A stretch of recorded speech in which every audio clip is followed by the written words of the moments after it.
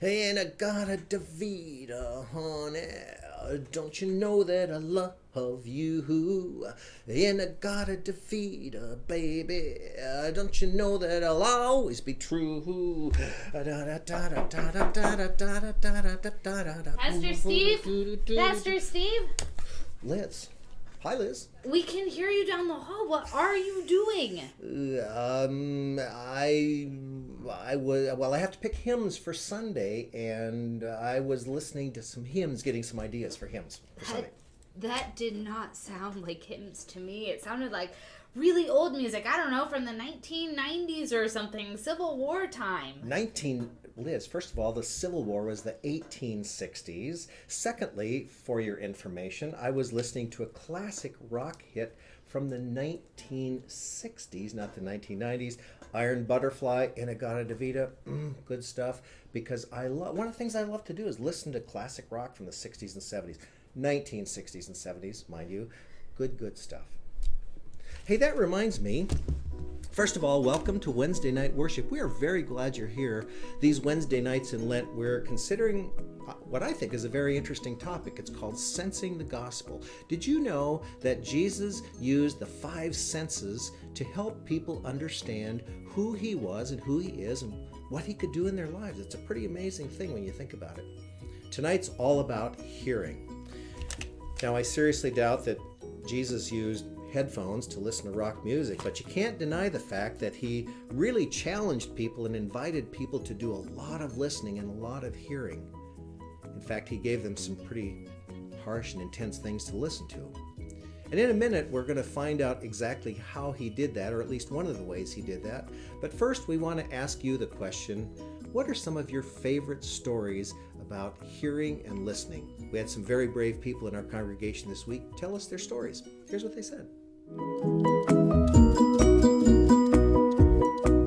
Well, this is a bedtime story, and like all good bedtime stories, it starts with once upon a time on a warm summer evening, laying in bed with the windows open, listening to the crickets chirp. Well, I thought, well, that's pretty cool. And I listened to them for a while, rolled over on my side, and they stopped chirping. I thought, wow. How'd they know that I did that? They're pretty good. So I rolled on my back, and they're chirping again. Oh, those are pretty smart crickets. And then I thought, well, that can't possibly be it. So I went like this, and they stopped chirping. Oh, that meant that in my left ear, I can no longer hear crickets chirp. Well, you think, well, so what? You can't hear crickets. But you don't know what you're missing when you don't hear something. I mean, if you never hear it, you don't know that you missed it. So I was wondering, if God gives you that still small voice, boy, I hope I'm listening with the right ear and not the bad cricket ear. And that's the story. A couple years back, my wife and I'd be at home and I'd turn up the TV and she said that I got it too loud and I'm not listening to her, I don't hear what she said. So I agreed. We went to Miracle Ear to have my hearing tested. They said, yes, I have a hearing deficit. Mainly, I don't hear certain tone levels, and it's mostly in women's voices. I had him put it in writing. Well, I'm military or past military, and I was in tank commander. So I went to the VA hospitals up in American Lake, and they give me hearing tests, and they say yes, that they would be willing to do ear surgery. So they go in with the laser, they cut the diaphragm, and they put like little shock absorbers on the little bones in my ears. So we had that done, my hearing come back to normal.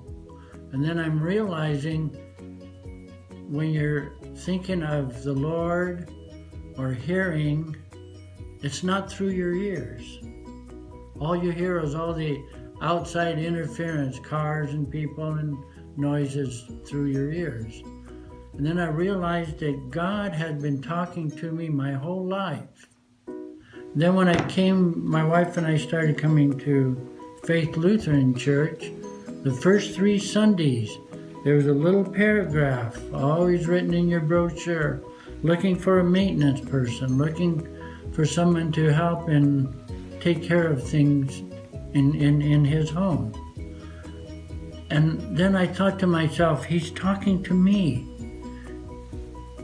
He's trying to tell me all these years he's been teaching me.